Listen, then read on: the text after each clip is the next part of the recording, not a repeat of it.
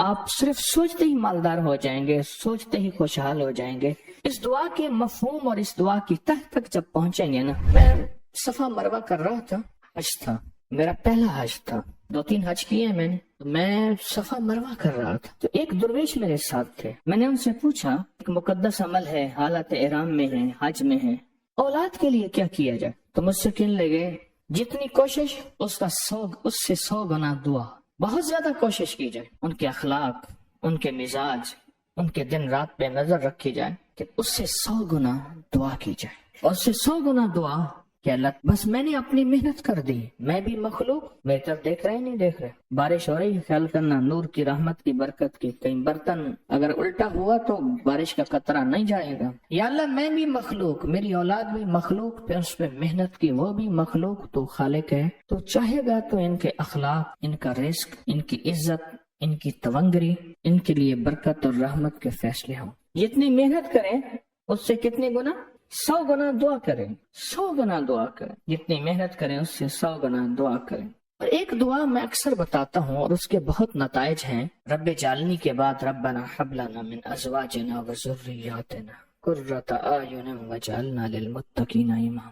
اس دعا کو یاد کریں، میری درخواست ہے، میرا مشورہ ہے، اس دعا کو یاد کریں۔ اس دعا کے مفہوم اور اس دعا کی تہ تک جب پہنچیں گے نا، آپ صرف سوچتے ہی مالدار ہو جائیں گے، سوچتے ہی خوشحال ہو جائیں گے، اور سوچتے ہی آپ کے اندر ایک فرحت اور راحت ہوگی، فرحت اور راحت۔ انسان جب آگے چلتا ہے پھر اس سے اولاد کا فکر ہوتا ہے، اور اولاد کا فکر بھی ہوتا ہے، اور اولاد سے توقعات بھی ہوتے۔ میرا تجربہ ہے، بڑوں کا تجربہ ہے، سنیے گا، موتی بتا رہا ہوں، جو بندہ یہ دعا پڑھتا رہے گا اللہ اس کی نسلوں میں بے اولادی نہیں دے گا، ایک دوسرا، اللہ اس کی نسلوں میں اندھے، لولے، چندھے، اپاہج، معذور بچے پیدا نہیں ہوں۔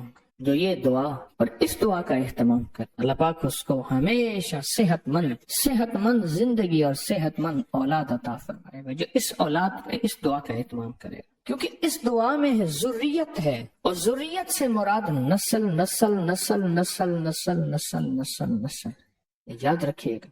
اس دعا کے اندر امامت ہے، وجعلنا للمتقین اماما، اور امام کہتے ہیں باس کو، چیف کو، بڑے کو، ہیڈ کو، پورے ملک کے بڑے کو، پورے قبیلے کے بڑے کو، سردار کو، اعلیٰ سے اعلیٰ عہدے دار کو، اعلیٰ سے اعلیٰ صاحب مقام کو۔ آپ اس دعا کی صرف تہ تک پہنچیں گے، اس کو پڑھ کے اس کے مفہوم پہ دیکھیں گے نا، آپ کا دل وہی خوش ہو جائے گا، اور دل کے اندر ایک اطمینان ہوگا۔ پھر نماز واحد چیز ہے جس کے اندر پڑھی جانے والی دعائیں قبول ہیں۔ نماز کے بعد دعا قبول ہوتی ہے، تو نماز کے اندر جو پڑھی جائے گی اس کی کیا طاقت ہوگی، اس کی کیا قوت ہوگی؟ جو نماز کے اندر پڑھی جا رہی ہے اس کا مقام کیا ہوگا، جو نماز کے اندر پڑھی جا رہی ہے، نماز کے اندر پڑھی جا رہی ہے۔ پھر اس دعا کے اندر بے اولادی کا علاج ہے، جن کی اولاد نہیں ہے اگر وہ مستقل پڑھتے رہیں تو اولاد دے گا تو اللہ پھر انہیں امام بنائے گا، اولاد دے گا تو آنکھوں کی ٹھنڈک بنے گی، کیا خیال ہے؟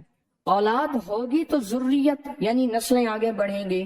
کچھ دعائیں ایسی ہوتی ہیں، کچھ عمل ایسے ہوتے ہیں جن کی گہرائیاں اور جن کی بہت زیادہ گہرائیاں ہمیں اور ہماری نسلوں کو مالا مال کرتی ہیں، ہمیں اور ہماری نسلوں کو مطمئن کرتی ہیں، ہمیں اور ہماری نسلوں کو بہت عروج تک لے جاتی ہیں۔ ہمیں بعض اوقات احساس نہیں ہوتا، چھوٹی سی دعا ہوتی ہے اور وہ قبولیت کی گھڑی ہوتی ہے اور وہ فیصلے کروا دیتی ہے۔ چھوٹا سا عمل ہوتا ہے، قبولیت کی گھڑی ہے، فیصلے کروا دیتا ہے۔